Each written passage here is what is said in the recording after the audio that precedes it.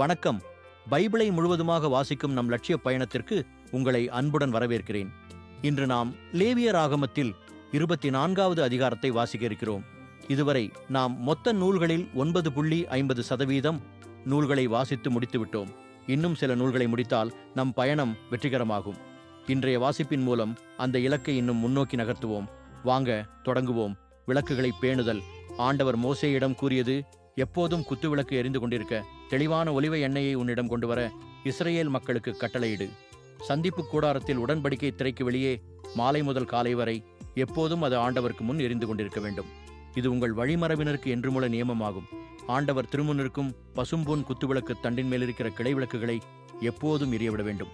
கடவுளுக்கான அப்பப்படையல் 20 படி அளவுள்ள மரக்காலில் பத்தில் 2 அடுக்காக வைக்க வேண்டும். அவற்றின் மேல் வாசனை பொடி தூவ வேண்டும். அது அப்பத்திற்கு மாற்றான நெருப்பு பலி. இது என்றுமுள்ள உடன்படிக்கை.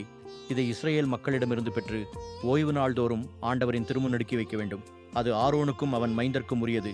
அதை தூயகத்திலேயே உண்ண வேண்டும், ஏனெனில் அது தூயதின் தூயது.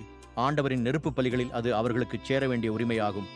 நேர்மையான தண்டனைக்கு எடுத்துக்காட்டு இஸ்ரேல் இனத்து பெண்ணுக்கும் எகிப்திய ஆணுக்கும் மகனாக பிறந்த ஒருவன் இஸ்ரேல் மக்களோடு வந்திருந்தான். அவனுக்கும் இஸ்ரேல் ஆண் ஒருவனுக்கும் பாளையத்தில் சண்டை ஏற்பட்டது. இஸ்ரேல் பெண்ணின் மகன் ஆண்டவரின் திருப்பெயரை இகழ்ந்தான். எனவே அவனை மோசேயிடம் கொண்டு வந்தனர். அவன் தாயின் பெயர் செலோமித்து. அவள் தான்குலத்தைச் சார்ந்த திப்ரியின் மகள். ஆண்டவரின் திருவுளம் அவர்களுக்கு வெளிப்படுத்தப்படும் வரை அவனை காவலில் வைத்தனர். அப்போது ஆண்டவர் மோசேயிடம் கூறியது, இகழ்ந்தவனை குடியிருப்பு எல்லைக்கு வெளியே கொண்டு சென்று அவனது பழிப்புரையை கேட்டவர்கள் எல்லாரும் தங்கள் கைகளை அவன் தலையில் வைக்கட்டும். பின்னர் சபை அனைத்தும் அவனை கல்லெறிந்து கொள்ள வேண்டும். எவராவது கடவுளை இகழ்ந்தால் அவர் தம் பாவத்தை சுமப்பார் என்று இஸ்ரேல் மக்களிடம் சொல். ஆண்டவரின் திருப்பேரை இகழ்பவர் கொலை செய்யப்படுவார். சபையார் கல்லால் எறிவர். அந்நியரோ நாட்டினரோ யாரெனினும் திருப்பேரை இகழ்கிறவர் கொல்லப்படுவார்.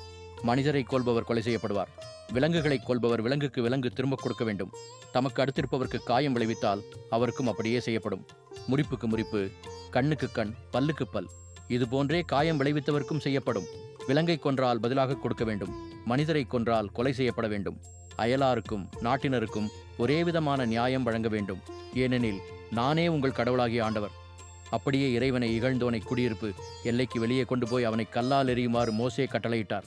ஆண்டவர் மோசேயிடம் கூறியபடி அவர்கள் செய்தார்கள். நாம் 1189 அதிகாரங்களில் 114 அதிகாரங்களை நிறைவு செய்துவிட்டோம்.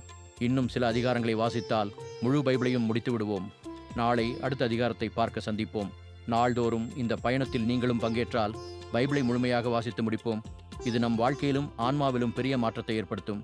இந்த பயணம் உங்களுக்கு நம்பிக்கையையும் சமாதானத்தையும் கொடுத்தால் இந்த வீடியோவை லைக் செய்யவும் சப்ஸ்கிரைப் செய்யவும் மறக்க வேண்டாம். பகிர்ந்து மற்றவர்களையும் இந்த பயணத்தில் சேருங்கள். நாளை மறக்காமல் வாருங்கள்.